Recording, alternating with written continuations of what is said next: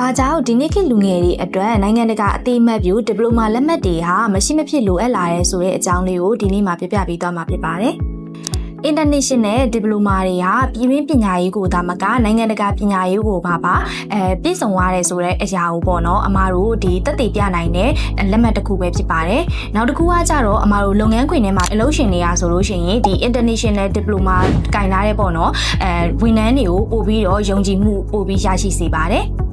နောက်ဆုံးအခုအနေနဲ့ဆိုလို့ရှိရင်เนาะအမားတို့ကဒီဒီပလိုမာလက်မှတ်ကိုပေါ့နော်အမားတို့ပြည်တွင်းမှာဒါမှကထပ်ပြီးတော့ပြည်ပနိုင်ငံတွေမှာပါပေါ့နော်ကိုယ့်ရဲ့ပညာရေးနယ်ပယ်ထပ်ပြီးချဲ့တွင်ခြင်းတဲ့အခါကြလို့ရှိရင်လည်းအခြေခိုင်ပါစေဖို့အတွက်လက်မှတ်တစ်ခုဖြစ်ပါတယ်International Diploma အများစုက theory တက်တဲ့လက်တွေ့နယ်ပယ်မှာတကယ်လိုအပ်တဲ့ကျွမ်းကျင်မှုတွေကိုပေါ့နော်အဓိကထားပြီးတော့သင်ကြားပေးလေးရှိပါတယ်။စီးပွားရေးရဲ့အဓိကလိုအပ်ချက်တွေနည်းပညာခေတ်ရည်စည်းကြောင်းအသစ်တွေကိုကိုက်ညီအောင်လို့သင်ကြားပေးတဲ့ဘာသာရပ်တစ်ခုလည်းဖြစ်ပါတယ်။ International Diploma တစ်ခုကလူငယ်တွေအတွက်အလုပ်ကိုင်အခွင့်အလမ်းကောင်းတွေကိုရရှိစေရုံသာမကကိုယ့်ရဲ့အသက်မွေးဝမ်းကြောင်းလုပ်ငန်းတွေကိုပါနိုင်ငံတကာအဆင့်အမီအထိတိုးချဲ့နိုင်တာဖြစ်တဲ့အတွက်လူငယ်တွေအတွက်မရှိမဖြစ်အရာတစ်ခုပဲဖြစ်ပါတယ်။